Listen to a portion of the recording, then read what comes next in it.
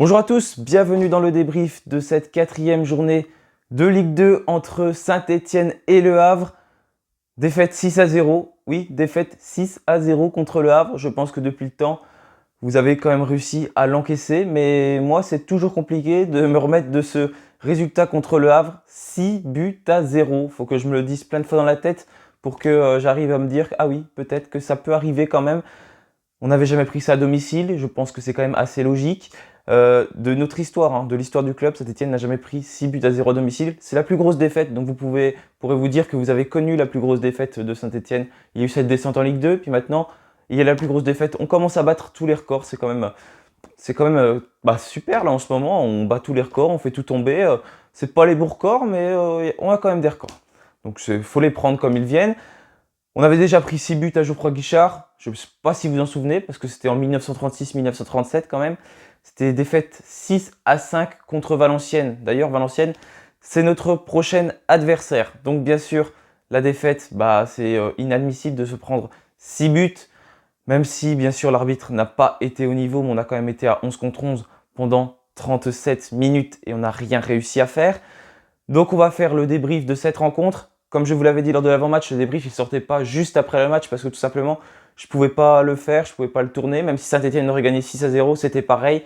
C'était prévu de le faire ce lundi. Donc j'ai revisionné calmement la rencontre hier.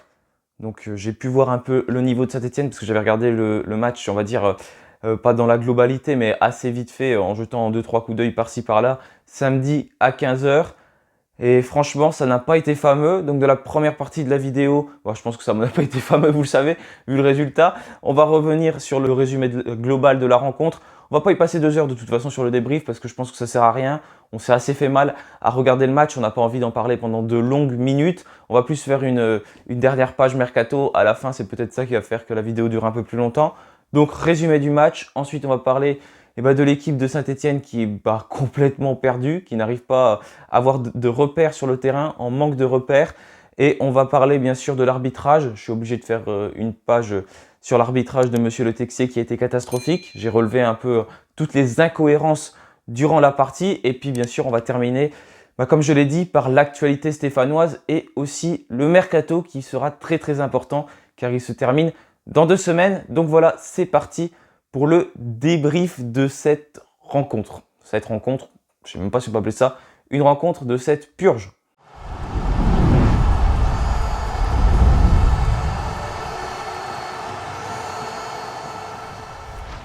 Bon alors, je pensais jamais débriefer la plus grosse défaite de l'histoire de Saint-Étienne.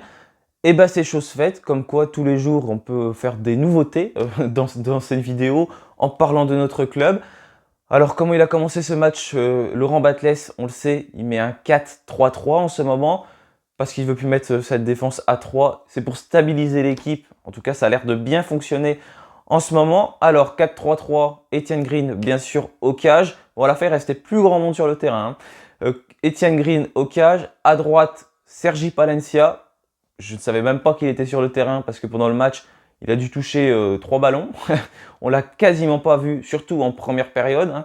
Ensuite, à gauche, on pouvait retrouver Gabriel Silva. En défense centrale, c'était Giraudon Briançon. On a pu aligner cette paire. On va voir si elle a fonctionné. Bien sûr, c'est ironique. Au milieu de terrain, Victor Lobry accompagné de Louis Mouton parce que Neyou n'était pas dans le groupe. Et ça, c'est peut-être parce qu'il est sur le départ.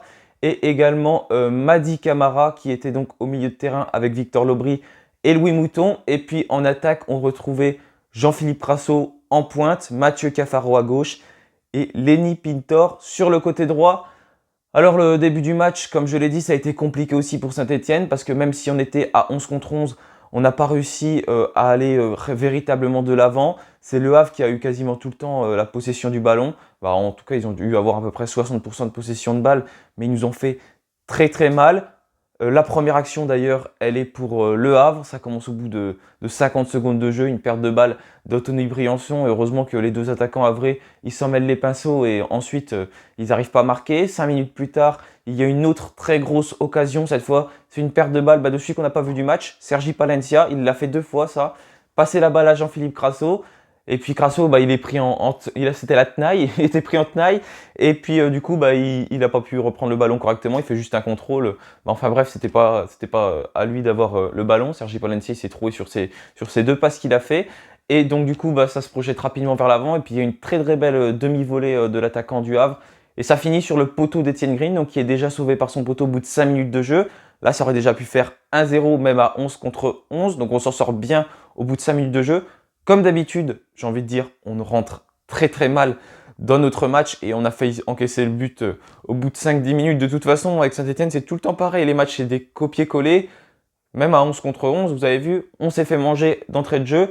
Donc je suis sûr que même si le match arrive à son terme, ça aurait été très compliqué de s'imposer. Peut-être qu'un match nul aurait été envisageable, mais en tout cas, on ne peut pas tout mettre sur l'arbitre, même si l'arbitre a été catastrophique durant cette rencontre, c'est sûr.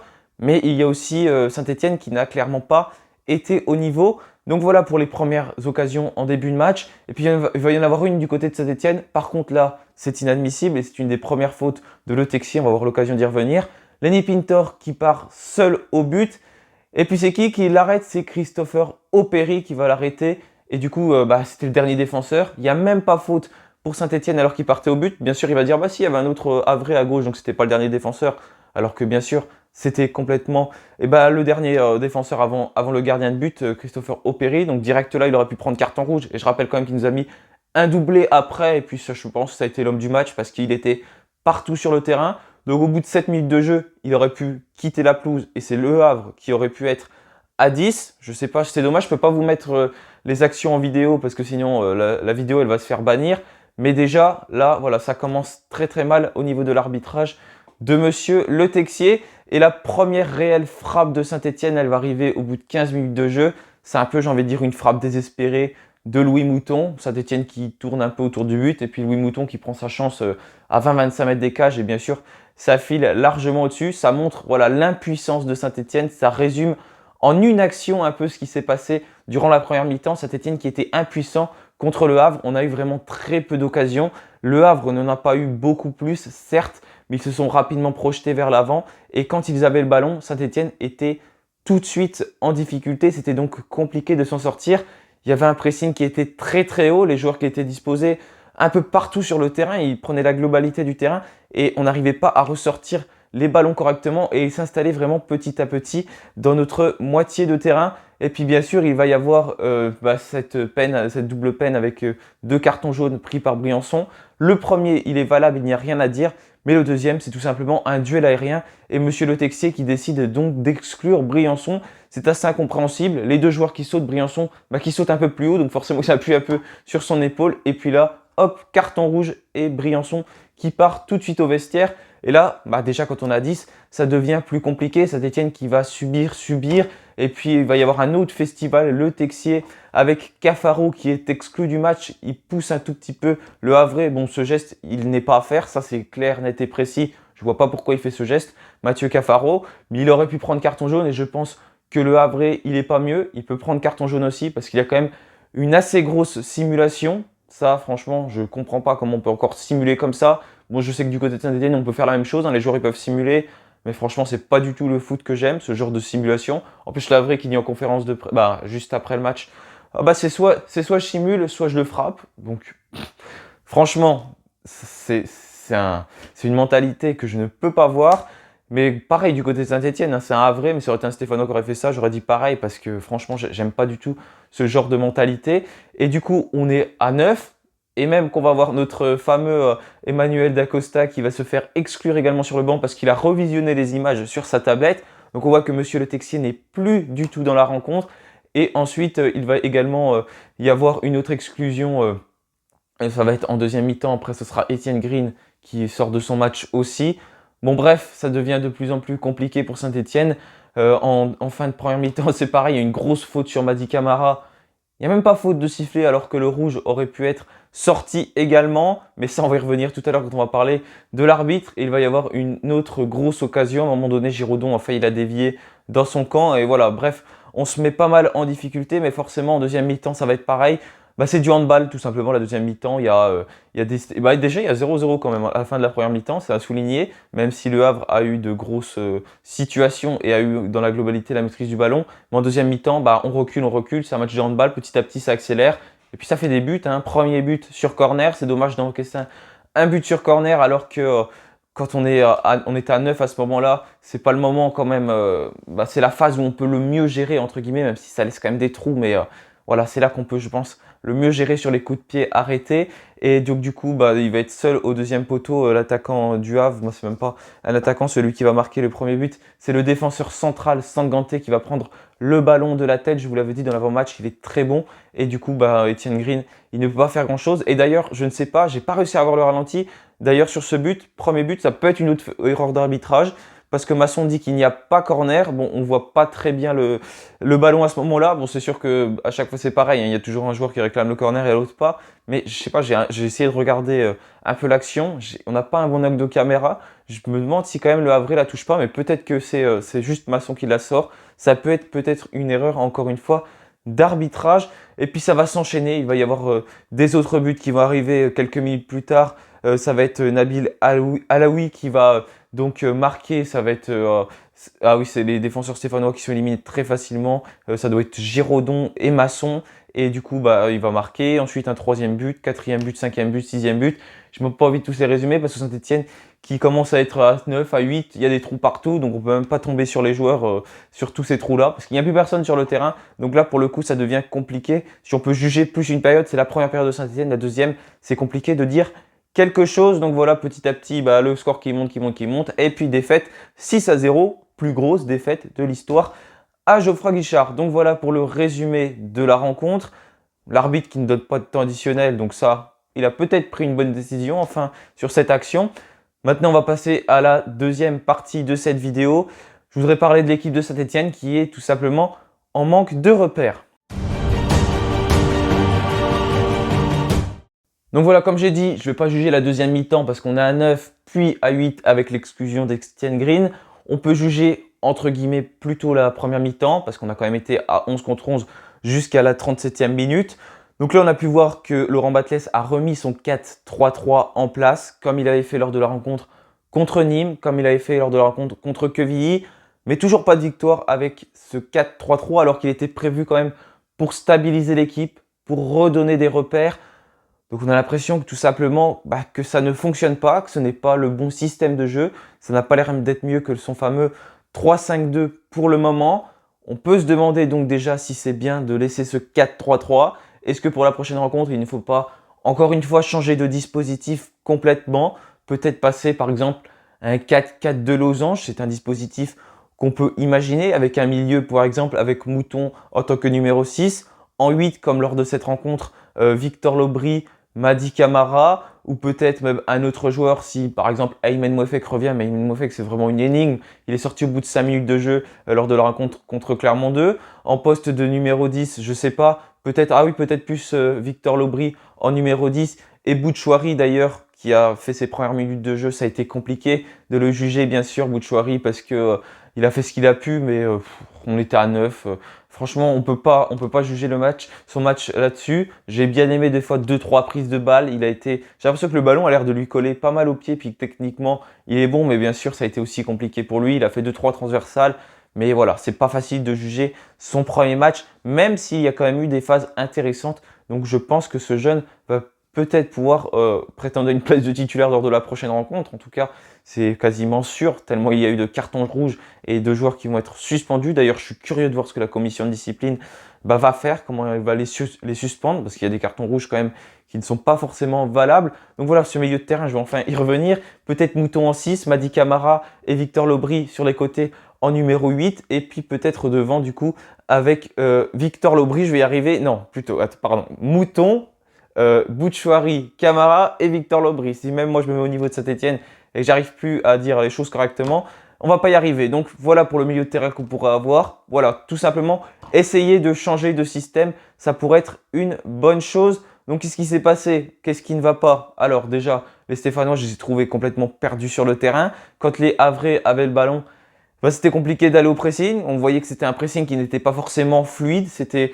peut-être un coup Mady Camara, un coup Victor Lobry, un coup Jean-Philippe Crasso, les joueurs qui n'y allaient tout simplement pas tous en même temps. Donc là, c'est compliqué de reprendre le ballon et il se crée des situations très dangereuses. Les Havrais, il y a eu énormément de pertes de balles parce que ça ne fonctionne pas. On l'a vu déjà, on peut parler de nos pistons. Ça, c'est un poste qui est complètement renforcé. On va avoir l'occasion d'en parler dans la page Mercato parce que nos pistons, ils n'arrivent tout simplement pas à faire la différence. Ils n'arrivent pas à centrer. Sergi Palencia, on ne le voit jamais devant. Gabriel Silva, on le voit un petit peu plus, mais ça n'aboutit pas forcément. Ça passe plus côté gauche que côté droit parce que Sergi Palencia n'arrive tout simplement pas à faire de différence. Pire encore, beaucoup de déchets, que ce soit nos deux pistons, des déchets défensifs, beaucoup de pertes de balles à la relance, des duels qui ne sont pas gagnés. Voilà, c'est vraiment un poste à renforcer et je pense que c'est un axe prioritaire et ça m'inquiète un peu parce que je ne vois pas pour le moment des pistes qui s'activent à cet endroit-là sur le terrain. Donc les Havrais, ils ont mis un très gros pressing et à chaque fois que ce pressing était mis, et ben Saint-Étienne voilà, faisait des erreurs, perdait le ballon, n'arrivait pas tout simplement à aller de l'avant, à faire des passes précises et rapides. Notre jeu, il est beaucoup trop stéréotypé, il est beaucoup trop prévisible. On sait tout de suite ce que Saint-Étienne va faire. Ce n'est pas assez fluide, il n'y a pas assez de prise de risque. Il y a des milieux de terrain du Havre, ils ont complètement mangé. Des fois, ils font des passes qui transpercent des lignes et ça élimine 2-3 joueurs de Saint-Étienne. Et là, les situations, elles sont tout de suite très dangereuses. Notre défense, j'en parle même pas, elle est complètement à la ramasse. Une nouvelle fois, Girodon, il n'a pas fait un grand match. Bien sûr, je juge, comme je l'ai dit, que la première période. Il n'a pas forcément été très rassurant. Voilà, la défense de Saint-Étienne, c'est vraiment un axe à améliorer. On sait que Léo Petro pourrait donc arriver, mais comme je l'ai dit, pour moi, c'est pas. Voilà, il faut pas faire revenir d'autres défenseurs, même si on est complètement à la ramasse. Mais je pense qu'on ne peut pas se permettre de payer un nouveau salaire quand on sait qu'il y a aussi d'autres postes à renforcer, alors qu'on a déjà fait venir 2 défenseurs, Giroudon et Briançon. Maintenant, il faut faire avec. Il faut que Batles il se dise que c'est ces 2 défenseurs, qu'il a voulu les avoir. Donc, c'est qu'il avait ses raisons et normalement, ils ont des qualités. Je fais 100% confiance à Laurent Batles parce que je sais que son projet, il est long à mettre en place. On ne peut pas mettre son projet comme ça, mais pour le moment, voilà, c'est compliqué. On n'arrive pas à avoir des Stéphanois qui se trouvent très sereinement et de façon à mettre en danger l'adversaire. C'est pareil, du coup, on a eu du mal à trouver Crasso qui est souvent esselé en pointe et on sait qu'il a du mal à ce poste-là. Malheureusement, il a essayé de prendre 2-3 fois la balle et de faire la différence techniquement et il n'y est pas parvenu lors de cette rencontre contre le Havre et c'est de plus en plus compliqué au fur et à mesure de la rencontre parce qu'il a fait beaucoup d'efforts défensifs quand on sait qu'on était réduit à 8. Donc forcément, Crasso, il doit faire le double d'efforts de d'habitude pour essayer de défendre également parce qu'il avait un rôle plus défensif forcément en seconde période. C'était qui était passé d'ailleurs en 2 lignes. On pouvait retrouver 3 attaquants, Victor Lobry, Mady Camara et Crasso, et puis 4 défenseurs à un moment donné. Donc là, c'est là qu'on se rend compte qu'il n'y avait plus grand monde sur le terrain à Saint-Étienne. Donc voilà, quand l'autre équipe est haute, on n'arrive pas à imposer notre jeu. Et puis, à force de se prendre des cartons, même si le Texier n'a pas été bon, on a fait quand même plein de petites fautes pour essayer de ralentir le jeu. Donc voilà, ça a été une de nos lacunes également. Donc je crois que j'ai tout dit. Voilà, trop dans l'observation. On a trop regardé cette équipe Havrais mettre ses principes de jeu en place. Nous, on les a trop regardés à domicile, mince quoi. On doit se bouger, on est à domicile. C'est à nous de prendre la possession du ballon, même s'il n'y a personne à Geoffroy Guichard. Et on a été beaucoup trop peu entreprenants. Mais ça, c'était déjà notre principal défaut l'année dernière et surtout trop attentistes comme je l'ai dit, on les a trop regardés jouer et puis forcément ils ont eu des occasions dangereuses même à 11 contre 11 et on aurait pu une nouvelle fois encaisser ce premier but au bout de 15 minutes de jeu. Donc voilà, beaucoup de pertes de balles avec notamment Briançon, Palencia en début de match qui auraient pu nous coûter très cher avec 2 grosses occasions donc, qui ont eu lieu dans les 5 premières minutes. Maintenant on va ouvrir la 3e partie de cette vidéo, on va faire le procès de Monsieur Le Texier. Donc voilà, on est déjà à 19 minutes de vidéo. Finalement, ça va faire une vidéo assez longue, mais c'est pas grave. J'avais envie de revenir quand même sur cette rencontre. On va faire le procès de Monsieur Le Texier. D'ailleurs, il avait été vanté sur ASSE.fr avant la rencontre. Un arbitre qui montre en puissance, c'est celui qui sort le moins de cartons. Pas celui qui sort le moins de cartons, mais il a des statistiques qui sont inférieures aux autres arbitres. Et ça a été tout l'inverse durant cette rencontre. Bien sûr, je ne me prétends pas du tout être arbitre. Monsieur Le Texier est bien plus compétent que moi.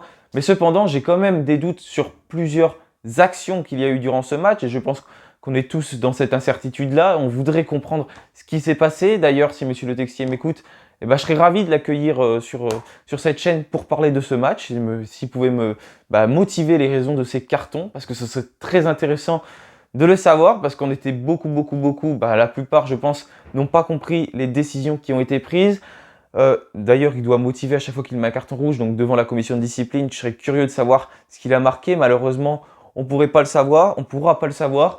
Donc déjà, on va commencer 6e minute de jeu. C'est dommage, je ne peux pas vous mettre les images, les vidéos, parce que sinon la vidéo, elle va être bloquée. Vous ne pourrez pas la visionner, et puis j'ai des risques de me faire supprimer ma chaîne. Donc c'est pas facile, c'est beaucoup moins parlant pour vous, mais je pense que vous avez un peu tous ce match en tête. Déjà, la faute sur Lenny Pintor au bout de la 6e minute de jeu. Christopher Operi, dernier défenseur. Et là, Monsieur Le Texier, il ne prend même pas la décision de siffler faute. Et donc, du coup, forcément, il n'y a pas de carton et il laisse le jeu se dérouler. Il n'y a pas de problème. Alors que voilà, Lenny Pintor, il file seul au but. C'est clairement une occasion pour Saint-Etienne qui peut pas forcément marquer, parce que je dis pas que Lenny Pintor, il va la mettre au fond. Mais en tout cas, on a une très grosse occasion et c'est le dernier défenseur. Là, il peut prendre carton rouge et ça change totalement la physionomie du match. Parce que même si la faute, elle n'est pas grossière, il le ralentit, il le fait tomber, c'est une faute, dernier défenseur. Voilà, pour moi, c'est carton rouge. Et ça aurait été dans l'autre sens, j'aurais dit pareil, hein, ça aurait été pour Saint-Etienne. Je suis totalement objectif, il n'y a pas de souci là-dessus. Mais pour moi, voilà, ça doit siffler et ça doit être carton rouge. Je pense que même d'ailleurs, beaucoup de supporters havrais, s'ils sont logiques, sont d'accord avec moi là-dessus. Et puis avec la plupart des supporters stéphanois. Parce que là, il y a une grossière faute de Christopher Operi qui stoppe totalement l'action sur Lenny Pintor. Donc ça, c'est le premier point. Le Havre qui doit déjà être à 10 et Saint-Etienne qui doit avoir un coup franc. Il n'y a pas pénalty, c'est coup franc parce que c'est en dehors de la surface. Ensuite, à la 24e minute de jeu, une autre faute, c'est Kitala qui pousse Briançon dans le dos.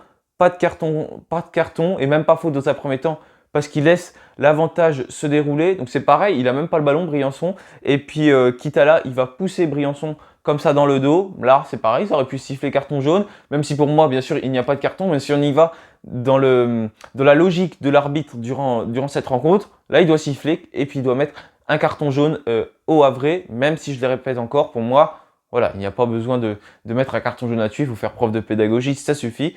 Mais si on va dans sa logique, à ce moment-là, il doit mettre un carton jaune. Et c'est là que ça va commencer, ça va être de pire en pire de toute façon. 29e minute, gros coup de coude de ce même Kitala sur Camara, pas faute. Donc là, il aurait pu être sanctionné pour le coup d'un carton jaune parce que ce coup de coude, il est totalement pas dans le jeu. Il n'a pas besoin de faire ça et puis il vient de faire une faute 5 minutes avant. Là, Monsieur Le Texier, il doit s'arrêter et normalement, il aurait dû le prévenir à la 24e minute. Et à ce moment-là, il doit sortir la biscotte. Ça doit faire carton jaune pour Kitala. Mais non, il n'y a même pas faute. Camara qui est donc poussé et ça ne change rien. Il y a tout simplement touche pour Saint-Etienne. Et là, c'est là que ça commence vraiment quand même avec la 31e minute de jeu. Où j'ai dit 37e carton rouge pour Saint-Etienne, le premier. Non, c'était 31e minute de jeu.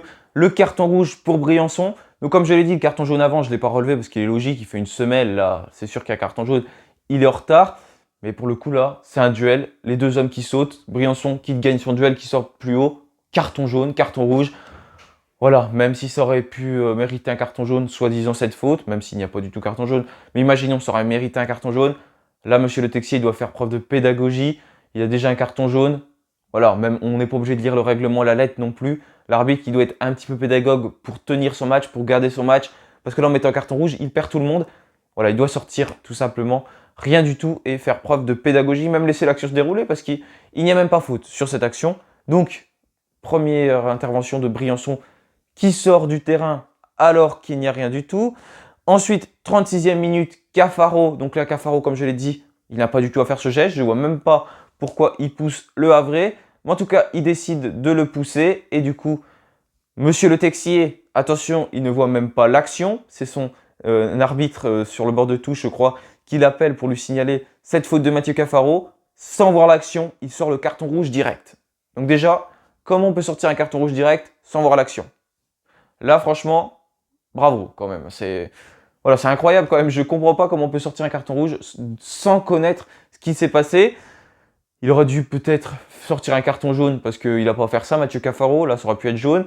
Et ensuite, il aurait déjà dû parler avec son adjoint parce que je pense que ça a duré 10 secondes, hein, la discussion, même pas 3 secondes parce qu'il sort son carton rouge direct. Il ne se pose même pas la question. Et le Havre qui fait la comédie au sol, là, il n'y a même pas de faute, il n'y a pas de carton, il n'y a rien. Sérieusement, c'est une simulation. Là. Les deux joueurs doivent prendre carton jaune sur cette action. Je ne comprends pas la décision de Monsieur Le Texier. Donc encore une fois, il n'écoutera pas cette vidéo. Je sais très bien. Mais si Monsieur Le Texier passe par là, je l'accueille avec plaisir pour savoir pourquoi il a mis tous ces cartons-là, qui me motivent ses choix. Parce qu'on veut tous le savoir. Je pense que la plupart des supporters des Verts ne comprennent pas ces décisions et veulent savoir ce qui s'est passé. Et là, le festival va continuer. Parce que du coup, l'adjoint de Laurent Batles, donc Monsieur Dacosta qui arrive à ce mercato, il regarde sur sa tablette l'action pour savoir ce qui s'est passé. Monsieur Le Texier qui dit, je vais citer, « Utilisation de la tablette pour contester une décision arbitrale, c'est rouge. » Voilà, directement, carton rouge.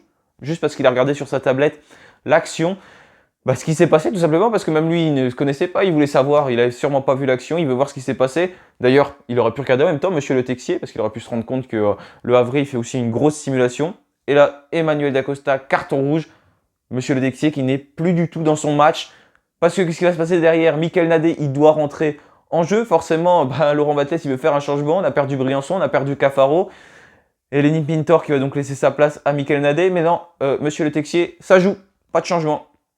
Ce sera au prochain arrêt de jeu. Sérieusement. Là, il y a vraiment un enchaînement de mauvaises décisions de la part de Monsieur Le Texier. Mais attention, ce n'est pas fini parce que 47e minute plus 1.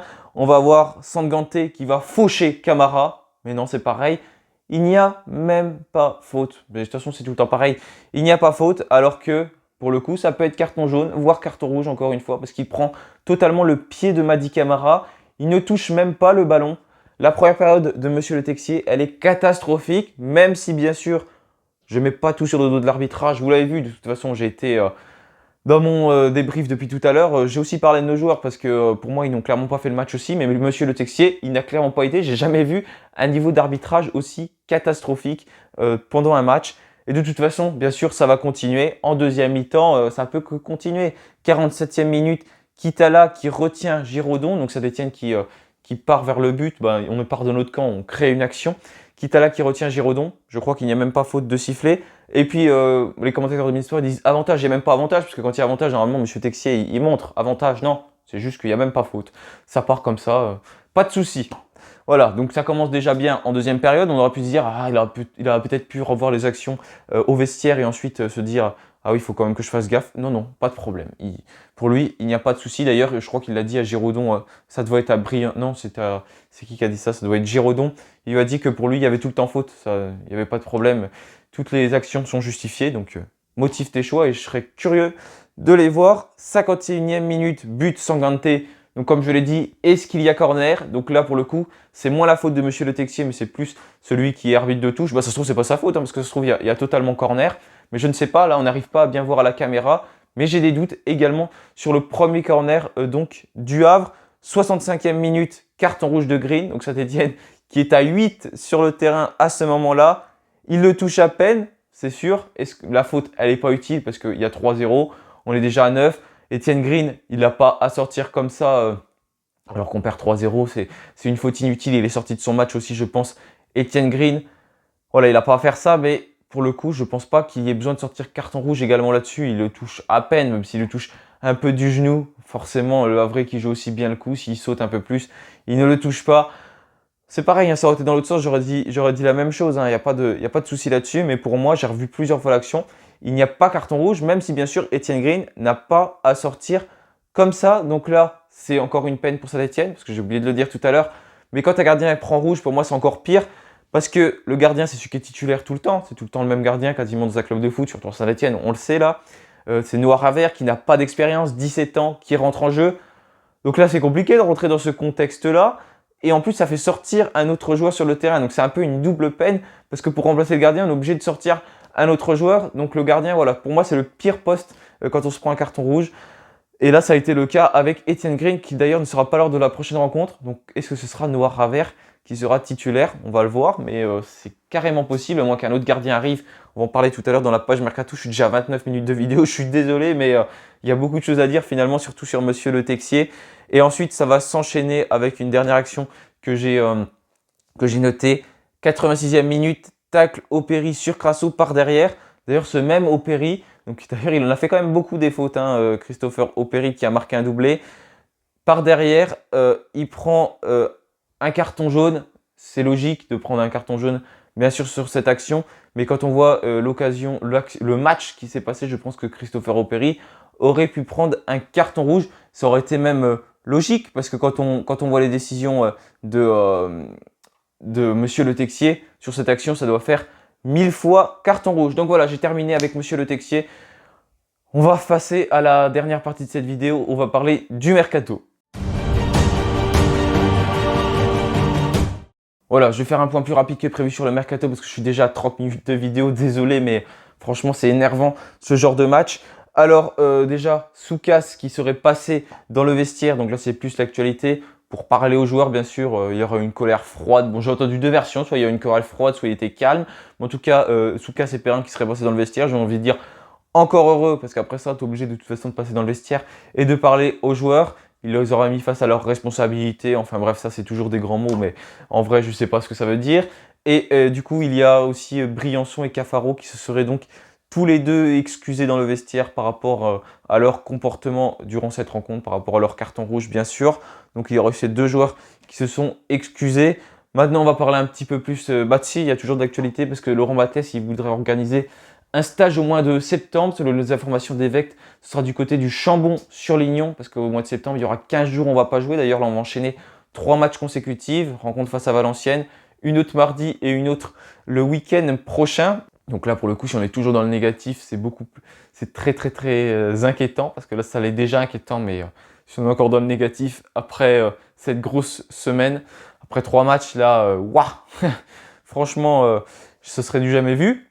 Donc voilà pour l'actualité avec un stage au Chambon-sur-Lignon qui devrait avoir lieu au mois de septembre pour créer une certaine cohésion dans le groupe. Maintenant, si on parle un peu plus du mercato, normalement, il va y avoir des départs. Comme je l'avais dit, Charles Habi qui est pisté par Valenciennes. Lui, c'est pas son souhait premier de partir, mais Laurent Battès ne voudrait pas faire confiance. Donc il y a Habi qui pourrait partir en prêt à Valenciennes ou ailleurs si un autre club, bien sûr, se positionne. Neyou qui a également des touches au Portugal. Donc ça, c'est pas forcément des informations nouvelles, mais elles ont été ressorties par Le Progrès juste après la rencontre. Donc voilà pour les départs du côté de Saint-Etienne. Je ne sais pas ce qui se passe avec les autres joueurs. Crasso qui pourrait avoir une prolongation de contrat en fin de mercato s'il ne part pas. Et puis voilà, il y aura sûrement d'autres joueurs de toute façon qui vont suivre derrière. Et puis au niveau des arrivées, il y a un gardien qui devrait arriver. Donc ça, c'est Mathieu Drier. Donc le troisième gardien de Lorient en ce moment. Il est passé par différents clubs. Il a joué à Fréjus, je crois, en national. Il a joué à Amiens. Il a joué à Caen, à Sochaux. Donc à Lorient, il a même joué à Troyes, mais à ce moment-là, il n'y avait pas Laurent Batles. Donc c'est un gardien qui a beaucoup d'expérience, 33 ans, un gardien qui est chauve, donc ça correspond bien à Saint-Etienne. Ce serait plus pour donc épauler Étienne Green dans un rôle donc de second gardien. Il a joué 67 matchs de Ligue 1 à 33 ans, c'est pas une très grosse expérience parce qu'il a souvent été gardien numéro 2. L'année dernière, il a dû jouer une quinzaine de matchs en deuxième partie de saison. D'ailleurs, quand on prend 6-2, on aime bien s'en prendre 6. Et ben, c'était déjà lui qui était trop cash, donc du côté de Lorient. Là, il ne joue plus, il est troisième gardien. Les Lorientais qui ne comptent donc plus sur lui cette saison. Il lui reste un an de contrat, il pourrait arriver libre à Saint-Etienne. Il pourrait même arriver le jour où je sors cette vidéo. Normalement, c'était prévu. Donc ce lundi, on va voir ce qui se passe. Peut-être quand cette vidéo sortira, il sera déjà arrivé. Mais normalement, donc voilà, ça devrait être un nouveau gardien Saint-Etienne. Pour le coup, c'est peut-être une bonne chose, même si pour moi, voilà, je voulais pas non plus faire venir un gardien, mais il faut quand même un gardien d'expérience peut-être pour épauler Étienne Green, parce que Mathieu Drier, il a 33 ans, il a connu quand même pas mal de clubs, et voilà, ça peut être un peu comme Jesse Boulin aurait pu faire, Mathieu Drier, donc qui pourrait arriver libre, et un contrat de 2 ans l'attendrait du côté de Saint-Etienne. Donc voilà pour les fameuses arrivées, toujours le grand attaquant. On l'attend toujours, mais on ne sait pas quand il va arriver et s'il va arriver, et puis ça n'a pas l'air de forcément beaucoup se bousculer au niveau des autres postes. Il y a toujours des noms qui sortent comme ça, mais la rumeur, elle dure 2 heures et après, on n'en parle plus jamais. Donc voilà, patience, attention, il y a beaucoup de noms encore qui vont arriver durant ce mercato.